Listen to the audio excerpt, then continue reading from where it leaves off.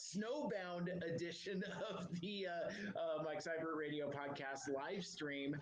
Joining me on this Snowbound adventure, looking not snowbound at all. Apollo, how you doing?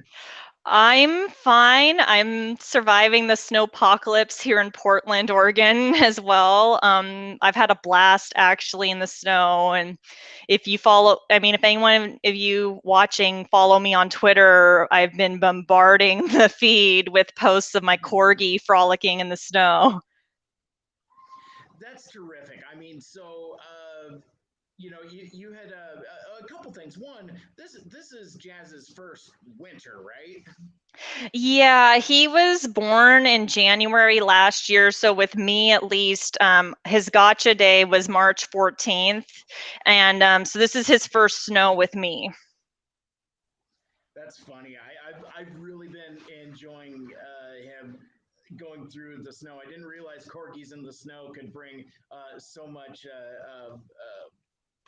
I don't know. It's fun to watch him just wiggle his booty out in the snow. It's just so funny. He cracks me up.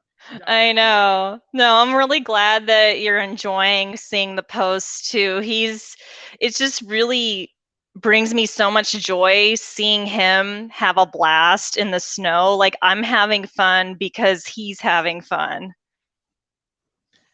Awesome.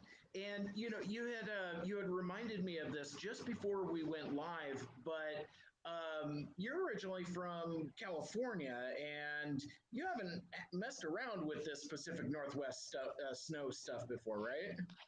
Not really. I went to Alaska in March where the snow was worse once, and then also I've been to Chicago in January once. So I really haven't lived anywhere where it snowed, and I've heard rumors that it snows in Portland and never really experienced it. It snowed once last year as far as I can recall. It melted by the time the afternoon showed up, but this is the rumored snowpocalypse that I've heard of and that can happen here. Yeah, exactly, and that kind of brings me to why we're here. The kind of the reason for the season. I've been using the term snowbound, and I think that's definitely an exaggeration. But basically, what's happened is because of the nature of my work, like I need to be at work on time because if I don't, then the thing doesn't go. I'm kind of like the conductor of the engine, and the engine needs to keep moving. But so my company graciously offered to put me up in a hotel directly across the street from where I work. Wait, those are condos. The hotel's over there. The directions are all screwy. But anyway, I'm camping out in the hotel. I can't go home, so I kind of had this window of time in between when I got off work and dinner time. And I was like, you know what? I got all my gear. Let's do something goofy and experimental. And I was doing some looking around, and sure enough, there's outlets out here, out on the veranda. So I was like, you know what if I did a show outside? And fortunately, I got my snow boots on and a couple jackets and a couple sweaters, and I just thought we'd hang around, and it's still mirrored. I don't know. Anyway, thought we would enjoy the winter wonderland and just kind of hang out. And this is kind of like a different kind of live stream podcast. I don't necessarily have a topic, so we're just going to kind of shoot the breeze, talk about some stuff that's been going on, and if we get excited, I've also got a couple few decks of pod decks for some conversation starting questions that we might get into as we go. But as we know, as you're hanging around with us on whatever you're streaming, whether it's the Twitters or the Facebooks or the Twitches, feel free and jump in the chat. And this would be one of those shows where I would imagine being very interactive with the chat. So don't be shy about that. So I guess the thing I would like to start with is I just now realize this, like just now as I'm sitting here in the cold snow, we haven't chatted or hung out since Iacon weekend, and that was what, 2 weeks ago.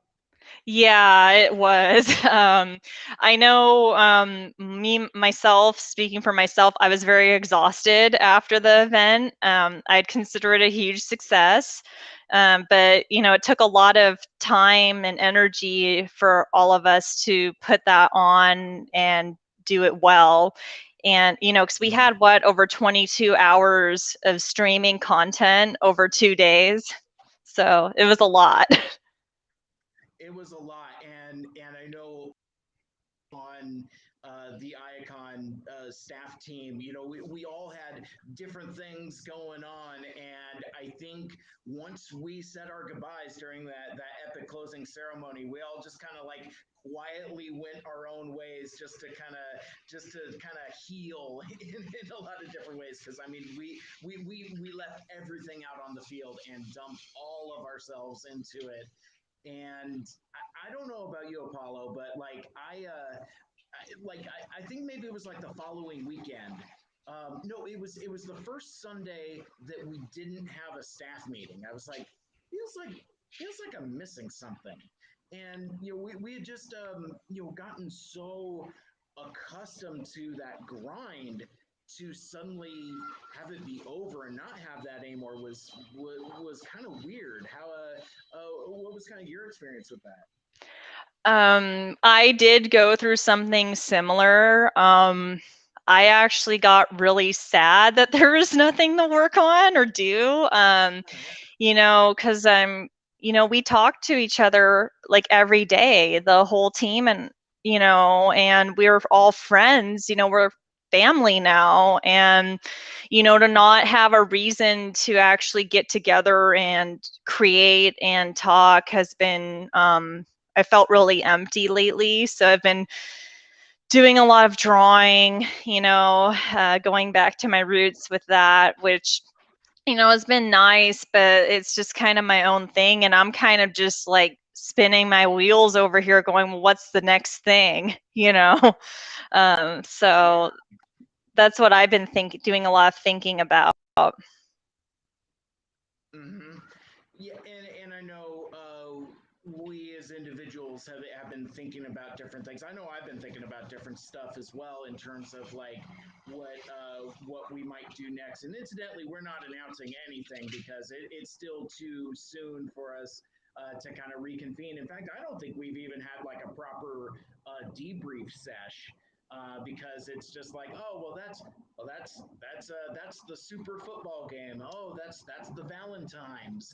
So I would imagine that it's probably going to be at least next weekend before we can get together and at least kind of chat, which I think is okay because then we'll have had a couple of weeks worth of reflection and new perspective and kind of figure out what potentially the next movement of Icon Online is because you heard it here, folks.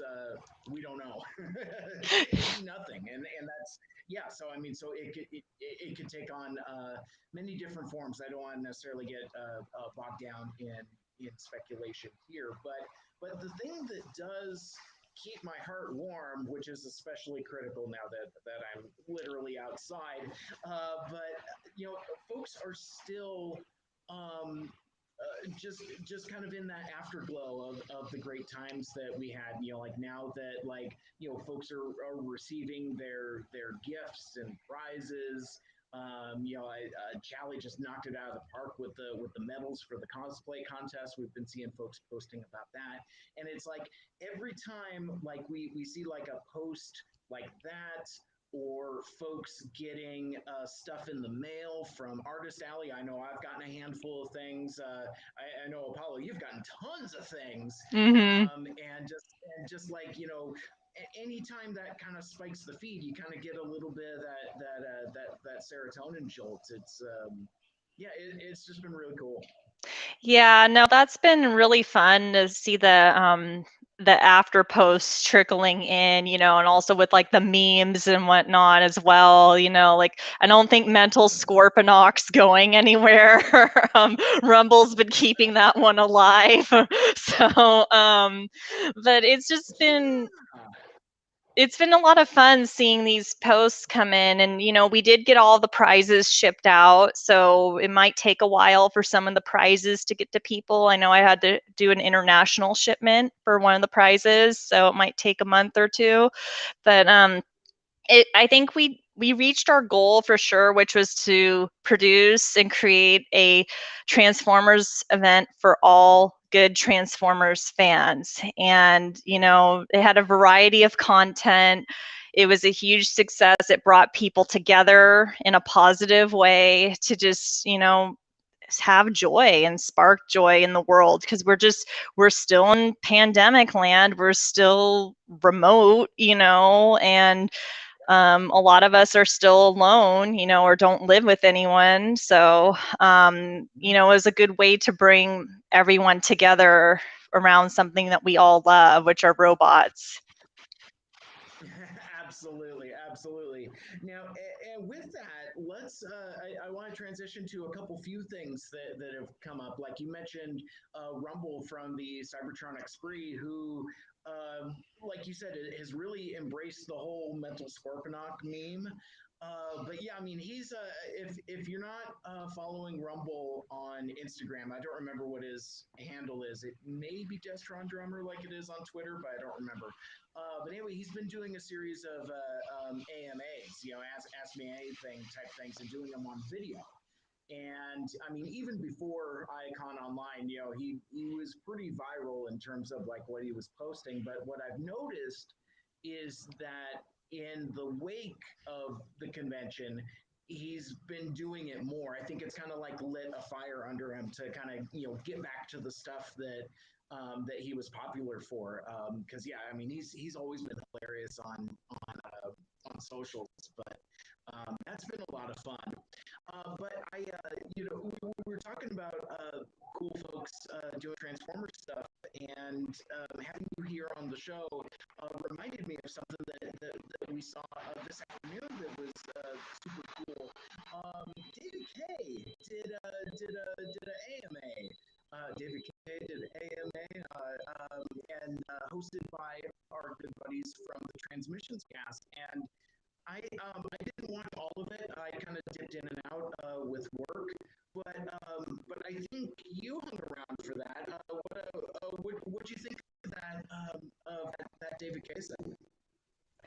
Oh, Mike, I thought it was really fabulous. The Transmissions team did a really good job of gathering fan questions and curating the AMA for David. I learned a lot from the experience, and I really enjoyed the last part where David read lines from the new Beast Wars comic. That was super awesome. That gave me chills, like literal chills. Well, and you just read that book, right? Mm-hmm. Yes. Awesome. Yes. Yes. So. One of my biggest regrets is like David K came to SideFest, the independent Transformers convention in here in the Seattle area a couple years ago. I keep wanting to say last year, but last year was 2020, so it was. I think it was 2019. Anyway, he had a bunch of those yes buttons, and I almost bought one, but I had already bought a whole bunch of stuff. My funds were running low, and I let it pass. And that's one of those things that I regret letting go, because apparently supplies are running very short on those. And it's like, it's kind of like the Staples easy button, where it's like, that was easy. Instead, you press it and it does Beast Wars Megatron phrases, including yes. So yeah, get yourself a yes button at davidk.com. But I actually went to a site earlier, or tried to go buy one, and it wouldn't load. So I don't know if there was a bunch of people going and buying stuff, and I'm going to try again later, because Beast Wars Megatron was my favorite character when Beast Wars syndicated originally, so I feel like I need to get one of those buttons. Very cool. But yeah, no, that was a ton of fun. And again, shout out to those transmissions guys. It seems like there was a big, huge positive response to that presentation there. So I just thought that was really cool.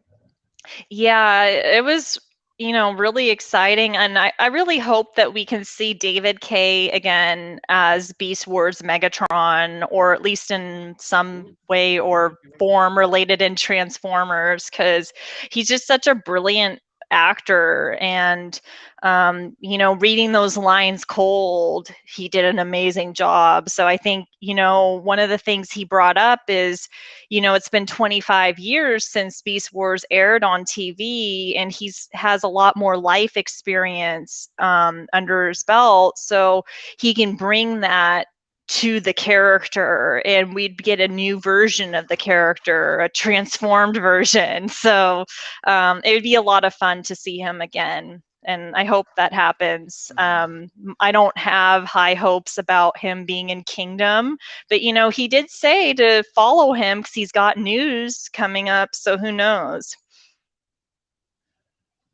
That would be cool. I mean, I think that's definitely one of the more beloved characters of that era, and I think with Kingdom coming up, I agree with you. I think Kingdom is just kind of be it's going to be more of an extension. Are they coming for me? I don't know if you can hear that. Yeah.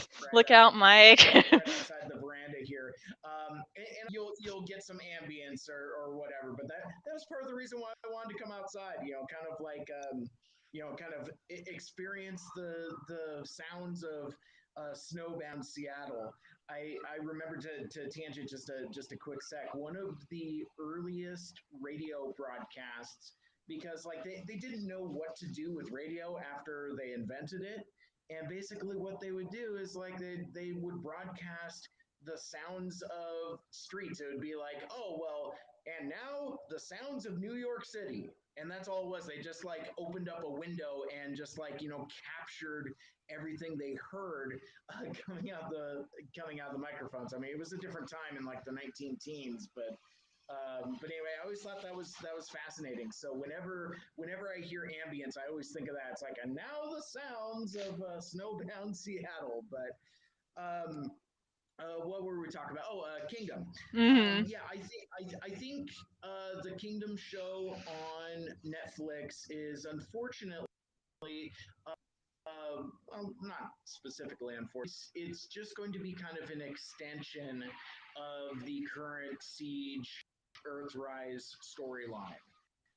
So it's going to Mm-hmm. be that same batch of characters. We might see some of the figures from the Kingdom line in there, like the kind of stinger tease at the end of Earthrise was of course Dinobot, and so I'm sure we'll see him. I would like to hope that we'll see at least the main characters, and including Beast Wars Megatron, and Optimus Primal and Cheetor and all those cool folks. But yeah, I don't know. It's just like I've been weirdly disappointed by the Netflix War for Cybertron show, in that, and I've said this before in other places, but like for as expensive as it is, it's weirdly cheap. And because like like a small amount of characters, small amount of animation models, so yeah, introducing an entire show worth of new cast, I just don't see it.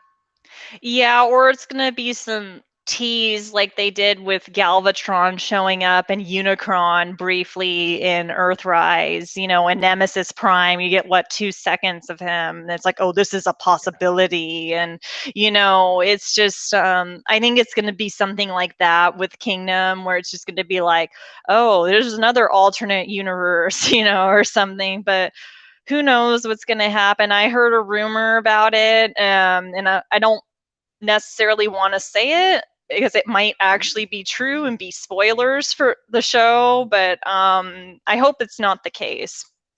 I gotcha. Well, I remember when you and I were talking about the Earthrise trailer, and we were saying like, "Oh man, it could be this, could be that." It turns out it was none of that. No. None of that. No, it wasn't. I mean, like, I still really loved the clips, the scenes with Alita in them. Lindsay Rousseau killed it voicing her, and same with Megatron and Starscream. You know, those were really the three that I cared about in that show. So, yeah. Well, and I tell you, after watching the Netflix War for Cybertron panel during Icon Online with Jason Marnocha and Frank Todaro and FJ DeSanto and Matt Murray, and hosted by Patricia. She did awesome, by the way.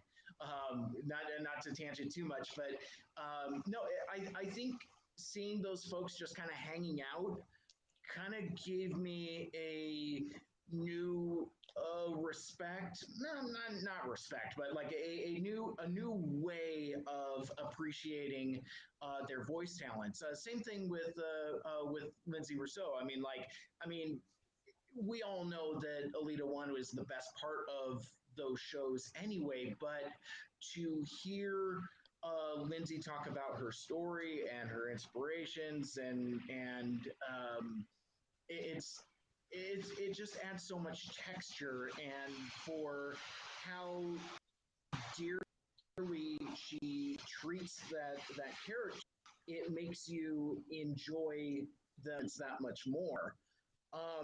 But I do have a hot take though. Now that we're talking about that, because like Uh-huh. as much as I enjoyed all of the conversations we had with Lindsay, I was just like, can she do that in the show? Because like I don't know if it's the voice direction or the acting choices, perhaps, but like she's a firecracker when you get her on a live stream. And I guess now that I'm talking it through, Alita One is not necessarily that type of character, but I nothing would make me happier than to see just a little more of Lindsay's bombastic personality make its way into her performance of Alita. What do you think? Oh yeah. Well, I'm part of I really want to see her get her own show and have it be Alita Prime. You know, let's not do Yeah. something with Optimus. You know, I really feel like with Lindsay Rousseau doing the voice of this character, it would just be really amazing to hey, did you disappear for a sec? I did. Oh. Am I still gone? No, you're here. Okay. Very good. Yeah. Okay, well, welcome back. The snowpocalypse is taking its toll on you. I am outside, so I don't. I have no um, idea. But please continue. yeah, well, I totally think, Hasbro is sitting on a gold mine with having Lindsay Rousseau do the voice of an Alita centered show about Alita 1 becoming the Prime instead of Optimus. Like, and, and I do think with part of the whole Siege thing, I think it was voice direction where, she was told to be serious, because just seeing all the panels that Lindsay was on for Icon Online, she really does care for this character and takes the role very seriously with portraying her. So I would love to see Alita Prime. So people, please write to Hasbro and write hashtag Alita Prime. Let's make it happen. Well, I don't know if it was necessarily trending, but like, on Twitter, when you start to type in like the first couple letters and it starts to autofill, like there was a time when the Prime had that autofill in during the end. And so, I mean, there were a lot of folks tweeting about it. Am I Yeah, still well, here? even before. Yeah. Okay, very good. Yeah, you're Because yeah, still here, Mike. I'm getting notifications that my connection is spotty, which Yeah. unfortunately doesn't surprise me because I'm probably like on the edge of what the Wi-Fi covers, but that's okay. It seems like it's kind of sort of evened out. But yeah, no, I'm with you there. I think a Alita One led series, where it's just like her and Chromia and Red Alert and that squad of folks on Cybertron. I'd be here for that in a heartbeat. I think that would be really cool. And at times that was kind of the more interesting story than boring old Optimus and what he was up to. Um, I landed on something not too long ago. It was maybe like during the panels, but kind of looking at how boring Optimus Prime's story is in Siege, it made me realize that now I'm approaching this the wrong way, but like I don't have a lot of interest in an inexperienced Optimus Prime. Like, if you want to do an Orion Pack story, fine. I don't really care about that. You can do that with other characters. But, kind of like, being like indecisive and uncertain and making poor decisions. I don't want that for my Optimus Prime. I want Optimus Prime to be basically Steve Rogers, Captain America, just like, just constant confidence and capability, kind of at all times, kind of like that stalwart leader type that you want. But then I realized that there's another character that you can do stories like this with. I wonder how differently we would feel about the story in Siege and Earthrise if instead of Optimus Prime and instead of Alita 1, because I think she has a totally different energy, and being incapable is not part of that energy at all, why don't you use Hot Rod? I mean, that's kind of what he's there for. And I just really kind of thought about that because, like, Rodimus Prime's story is that, like, he's kind of this punk kid that's, really cocksure, and then suddenly all of this responsibility is thrust on him, whether he wants it or not. Fate really calls on us at a moment of our choosing. I hate that movie, but I love Hmm. that quote. It's true.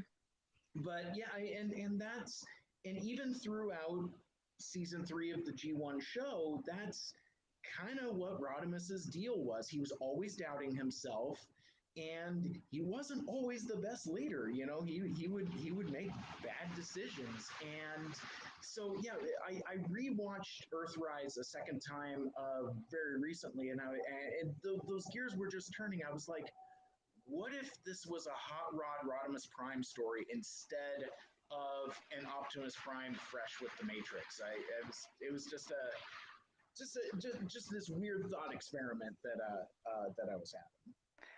Well, I think it would be better, but there is an inexperienced Optimus in Transformers Animated that David Kaye voiced, and he did a fabulous job with that performance. So I think a lot of that has to do with the performance of the voice actor and possibly the direction, because Optimus Prime in that is youthful and very inexperienced, but and he makes mistakes in that show a lot, but he's still a very inspiring, hopeful character. He hasn't lost that spark, and I really feel the War for Cybertron Optimus is kind of like burned out and inexperienced. Yeah, it's like both. At the same time, Hmm. he's both simultaneously burnt out and inexperienced, and that's just a lame combination. But you're 100% right about TFA Optimus. I totally spaced on that. And the cool thing about TFA Optimus, though, is by the time you get to the end, I mean, obviously it was canceled and didn't quite finish, but when he faces off against Megatron, he's really kind of come into his own by that point, Mm-hmm. and that's pretty cool. Yeah, you really see a lot of growth with the character, and he actually was a lot more like a Rodimus character type too, and I like that version of Optimus. I think, you did make a good point that if we had Hot Rod as the main character in Siege, things would have been felt a lot different, and I think it would have been a lot more enjoyable. I mean, like, if one of my favorite moments with Optimus is him getting like crushed by Scorponok, that's kind of saying something. So with the performance, and you know, so Yeah, no, absolutely. And speaking of Hot Rod, um, and keeping it within the realm of news, for lack of better term, it's him. He's here. he's here. So it's I want to talk about these toys for a few because I got an axe to grind. It's been a while Uh-oh. since I've been like super mad, but I am like super mad at Hasbro Pulse. So you got Hot Rod now. I just recently got mine as well, along with Scourge. They shipped in the same box for me. But I want to tell a story. So, um, what was it back in October? I think it was when Studio Series 86 was announced. They did like this Fan First Friday stream thing. They revealed the first wave of figures, kind of danced around why Jazz has a 14 instead of a 4, and didn't really explain it. Mm-hmm. But at the end of the live stream, they said, "Oh, pre-orders go live on the Pulse and other channels at whatever time it was. I think it was like 1 p.m. Eastern time." Um, Mm-hmm. yeah, that sounds about right because it was in the morning and I was at work, so I was at a Mm-hmm. spot where I was able to jump on that. So I put in my pre-order for all 6 figures. Well, actually, 5 of the 6 figures I kind of forgot to order Blur, and I didn't No. realize it until after I had checked out. Well, and then jumping ahead, I immediately realized what I had done. And I was like, wait a second, these figures are on Amazon also. Well, I'll just order Blur from there. I'll come back to because I pre-ordered all this, but then I also had the opportunity to order a couple figures for you as well. Hot Rod, which you have now, and Jazz, which you still don't have. So I guess the source of my rant is that I guess I don't understand how Hasbro Pulse works or what the deal is supposed to be because I would have thought naively that if I am ordering directly from the company that is manufacturing the toys, that those would be the first ones out before retail. I mean, I don't, I know that there were some folks that got their hands on Surge and Hot Rod before Christmas, and they paid like premiums for it. Like I think like Brian Kilby and Diecast and a couple other folks paid like $50 a whack for them. Um, so that's different. That's getting stuff through different markets. But then they started showing up in Target. Then they started showing up in Walmart. And I mean, to the point where Andy was even able to pick up a Studio Series Hot Rod as a bonus prize for the art contest for Mm-hmm. Icon Online, Drawn VIP. And so, I mean, meanwhile, we're just sitting here not getting ours. And I'm very frustrated by that. And then I think my frustration was kind of amplified when that Blur figure showed up, it was the last one that I ordered. I ordered it from Amazon, and it was the first to come. It showed up like a week and a half, I think. Um, it was enough of amount of time prior to Hot Rod and Scourge showing up. Meanwhile, I'd gotten notifications that they're starting to take our money, and I had sent you an email with like the shipping confirmation, and it's like, well, I click on it, but nothing happens. I'm like, I think that means it hasn't shipped yet. Um, and this was the same thing that happened last year with like the GI Joe classified figures. Like I ordered that deluxe Snake Eyes. Now, granted, I have to say also that that was prior to the pandemic, and then like Rona happened, so I can understand why there were some shipping delays at that particular time. But yeah, it's like it took forever for those figures to show up, and now at a time where folks have had retail access to everybody. Yeah, I mean, like all six figures are available at retail. Folks are popping the arms and legs off a cup. Folks are messing around with Grimlock, and I haven't even gotten a shipping notification that I don't think they've even taken my money yet for Grimlock and Cup and Jazz. And I guess the crux of my rant, I already said it, is like I'm really irritated that Hasbro, the main company, those should be the folks that are getting the figures first instead of getting them last. And we pre-ordered those on day one, like literally the moment they became available. And I don't know, I feel kind of foolish for working so hard at that, because I was like, oh man, making sure I was already logged into Pulse, so all I had to do was check out. Because I mean, I've learned that lesson before too, where you go to buy something that's going to go quick, but you either don't have an account or aren't logged in. That's how you lose out on stuff. And Yeah. but all right, so I don't want to necessarily dwell on the negativity that much longer, because like some of our figures have shipped. I've now got 3 of the 6 on my Transformers the movie shelf, and you've got Hot Rod. Tell me about Hot Rod. Well, first of all, I want to thank you so much for pre-ordering them for me, because I was having a CT scan at the time when the pre-orders dropped, and I was afraid everything was going to sell out. So thank you for doing that. When I got the box, like when I opened the box, because I didn't see it was from Hasbro, I thought it was actually a figure I'd ordered off eBay of a Transformers Prime figure. And so I open the box and I see the 86 and I'm like, wait, what? And I see the Hot Rod figure in there.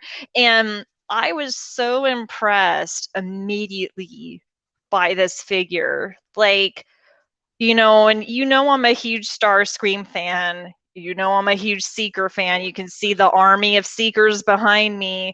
But this figure is probably the best Transformers figure I've ever bought, whether it's third party or official, with how well it's designed, like, and how well it looks. Like this looks like Hot Rod, period.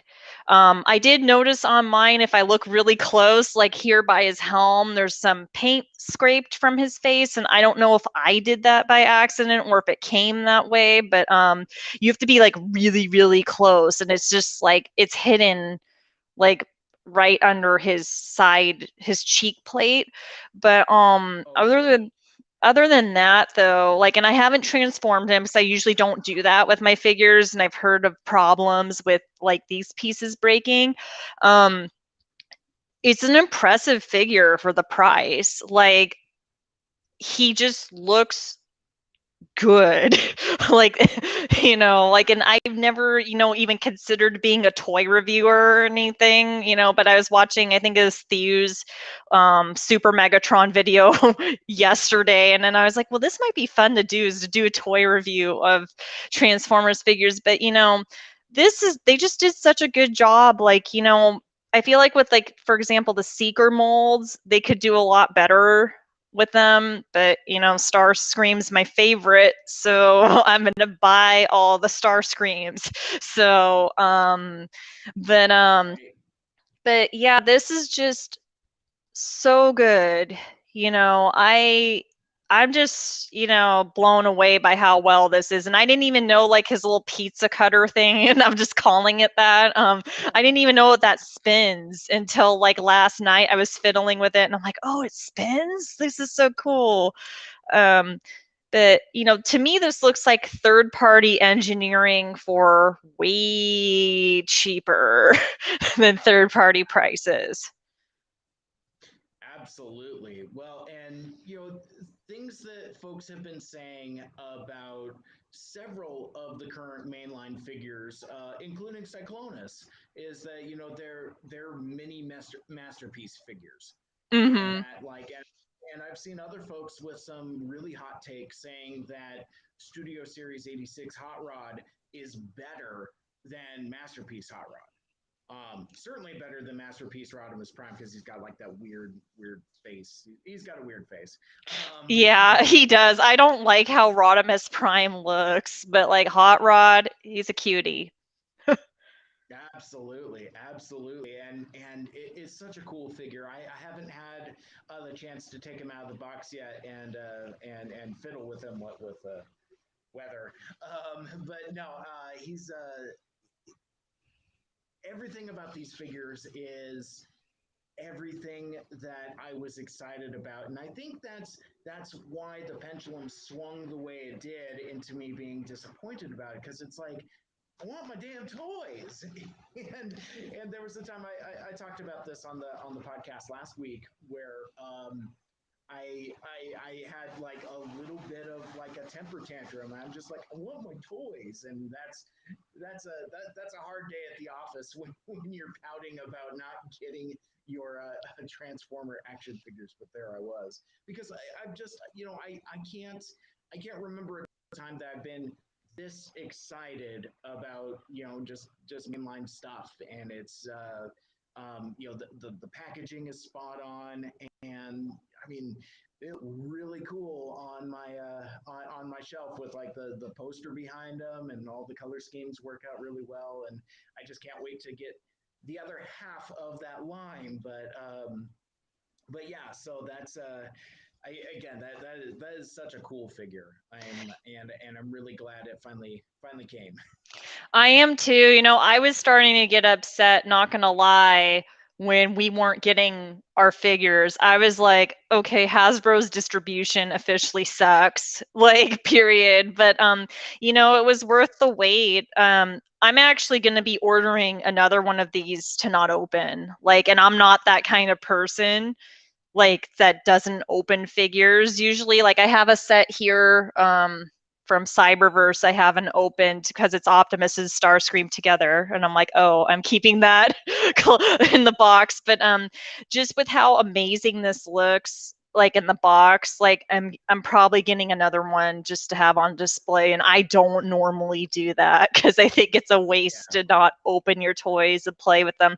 But I actually have a question for you, Mike, about the other characters. So I've been really on the fence about buying Blur and Cup, Mhm. and even Grimlock, like, because I've heard mixed things about Cup and Blur, like their faces looking weird.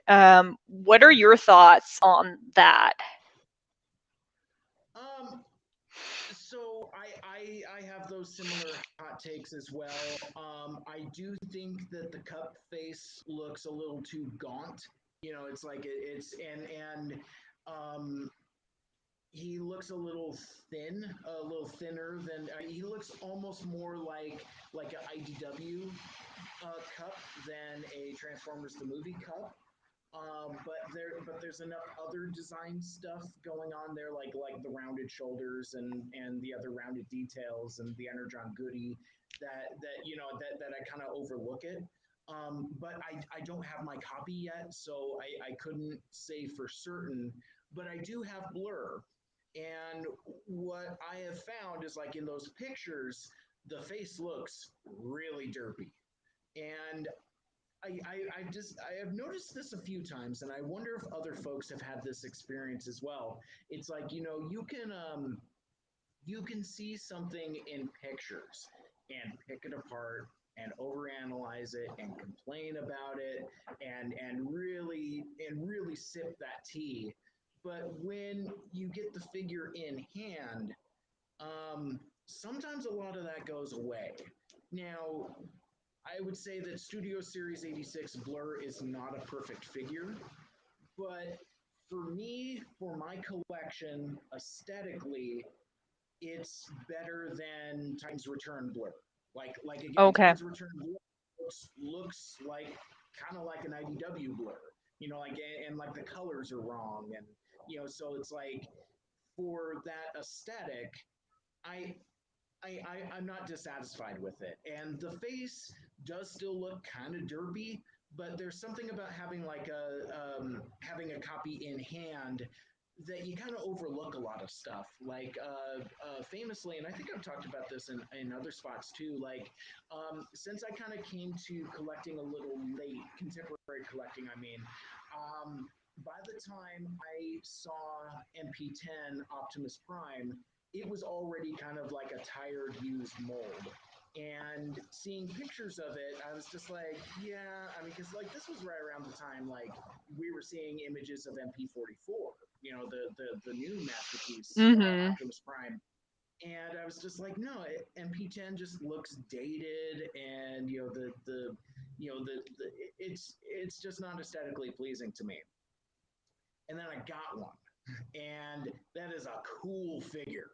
It is a cool figure, and that's what I mean. It's like, so you can see something in pictures, but exactly, and it's like, Mhm. but like experiencing it and having it in hand, there's something weirdly transformative about it, that like suddenly all the stuff that you can complain about at a distance kind of goes away.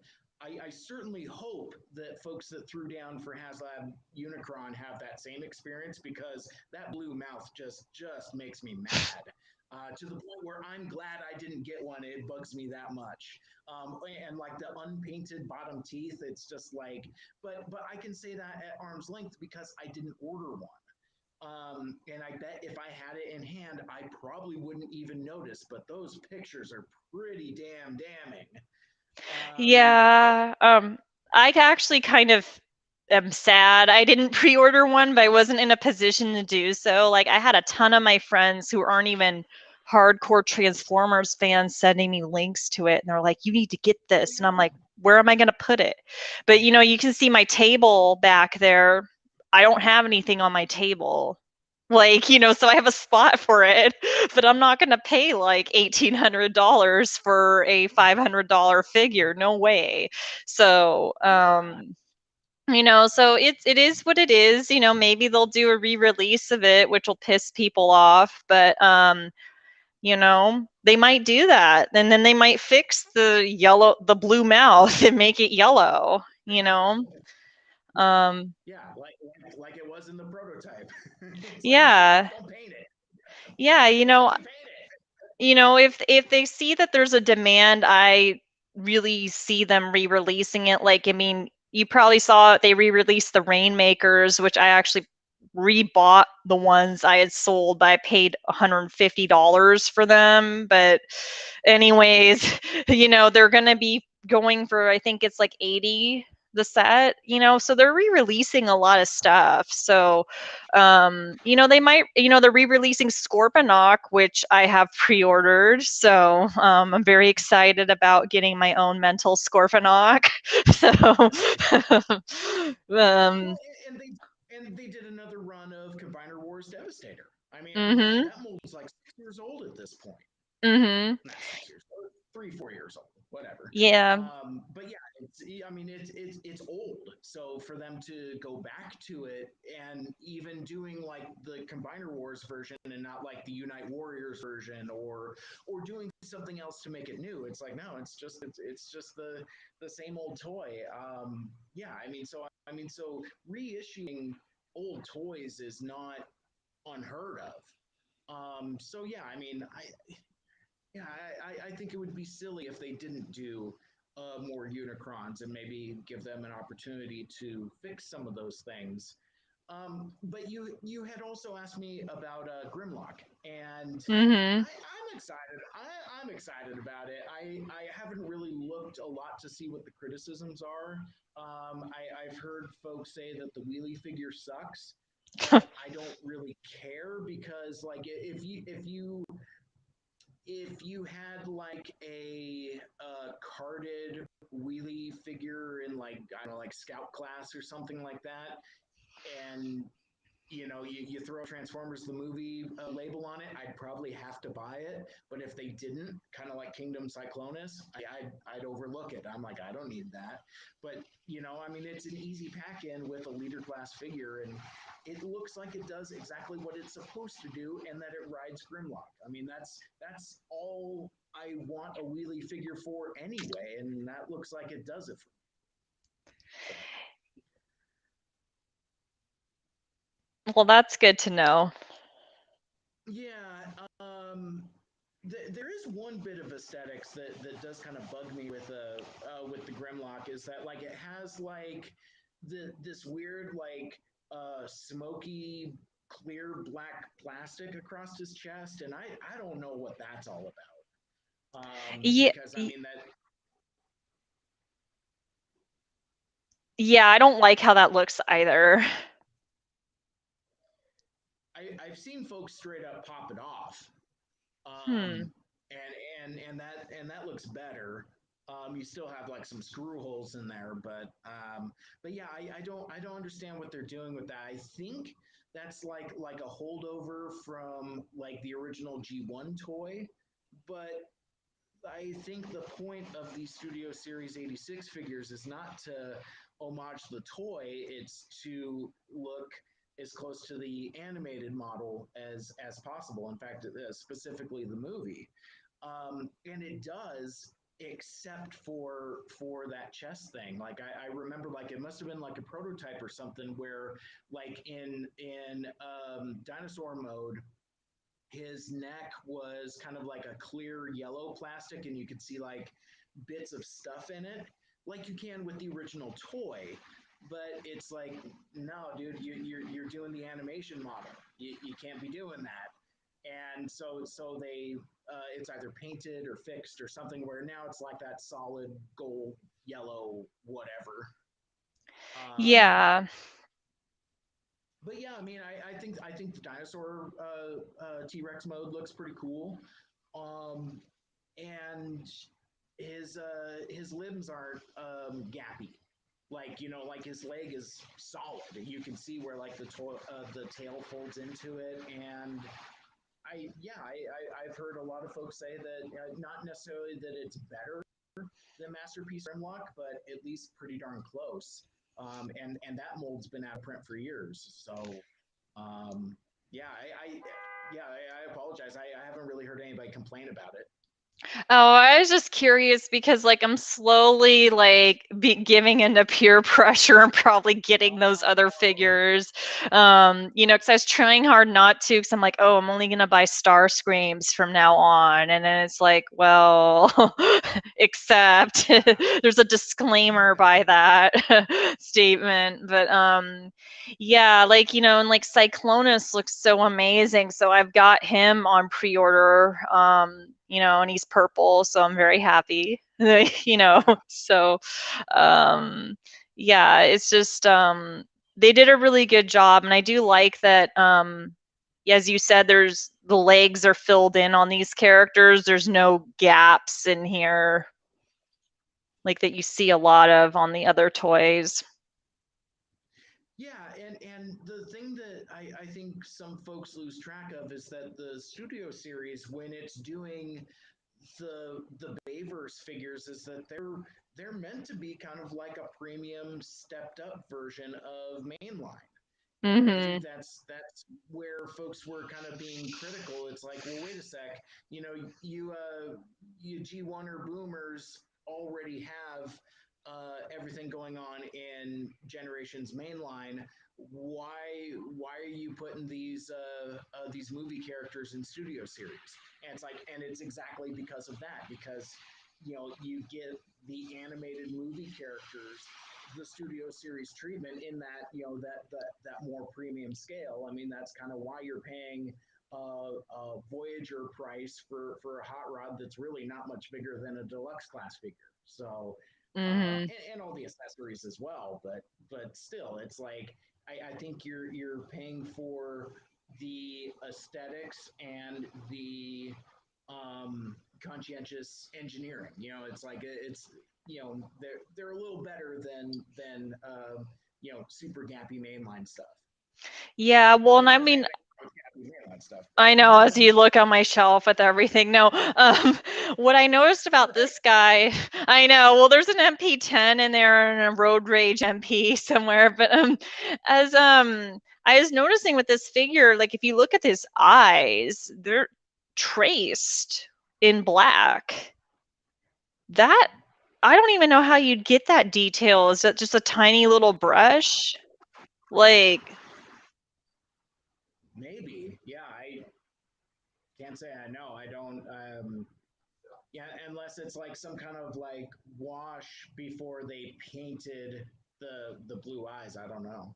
yeah, because I mean, like, that's detail oriented there, because, I do graphics for my day job, and it's just like I notice all these little Right. things, and it's just like, whoa, like, um, that's attention to detail. So, I mean, I wish they would do this at the mainline toys, but they're not going to. So, um, No, because yeah, unfortunately they have to maintain that price point. yeah.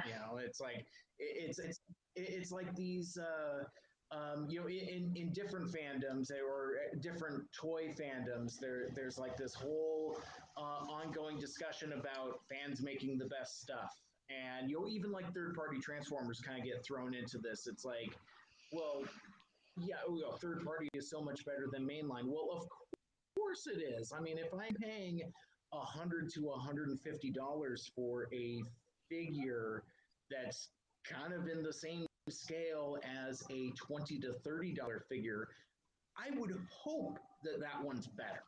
It's like I don't understand when folks have that kind of argument. Likewise, I've been seeing this with kind of vintage style Star Wars figures. Like folks are like doing like their own versions of like the kind of more or less the Star Wars characters that Kenner never made in the 70s and 80s. And it's like, oh well, fans are making the best stuff. Look at this Hasbro stuff. It's garbage.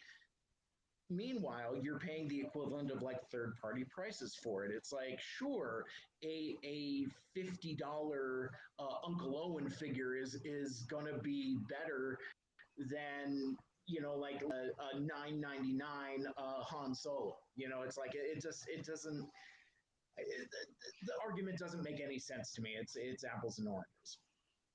Yeah, and I mean, like, I agree with you. And like with third party figures are made in smaller batches too, and they usually use like a lot of metal parts and stuff. So, of course they're going to be more expensive. Like I think I bought one of those new age sound waves yesterday, because I've been wanting them for a while. So, Yeah, those on um, sale now, right? Like 20% off, something like that.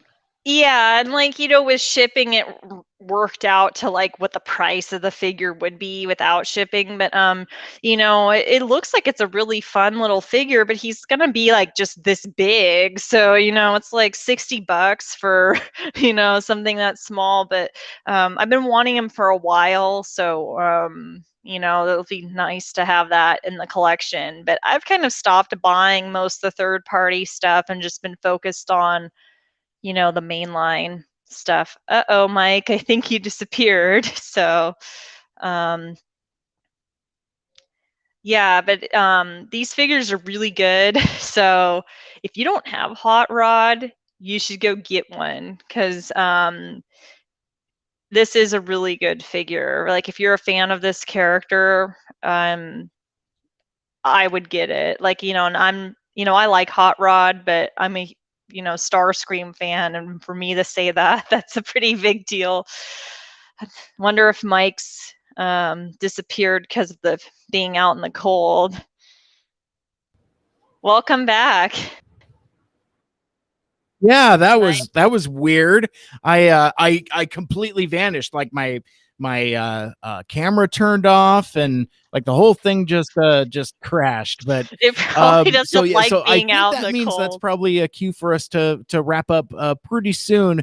But if you wouldn't mind complete your thought about third party figures, and because you were telling me about how you got the New Age Scaramanga, the Soundwave figure, and that you've kind of slowed down on getting third party figures, and then everything kind of went haywire.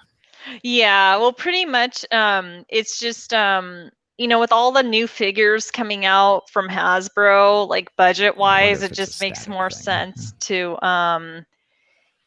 get those figures, because the prices on third party are so expensive.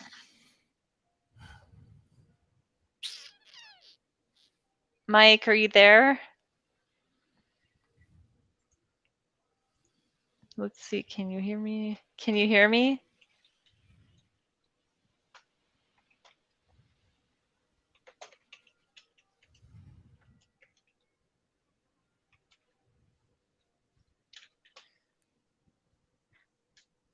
So, I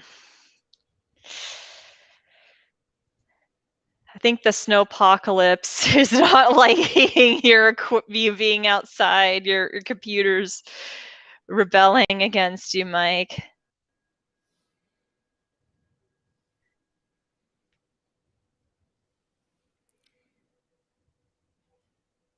Mike, can you hear me? I can't tell if I'm still streaming or not. Oh, Mike, you're here. I can hear you. Can you hear me? Let me try refreshing again. Yeah.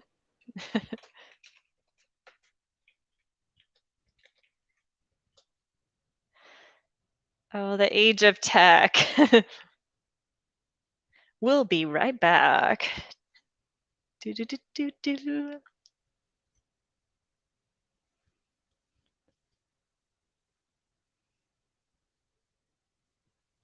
not seeing anything in the chat. If you've got questions, you can put them in there.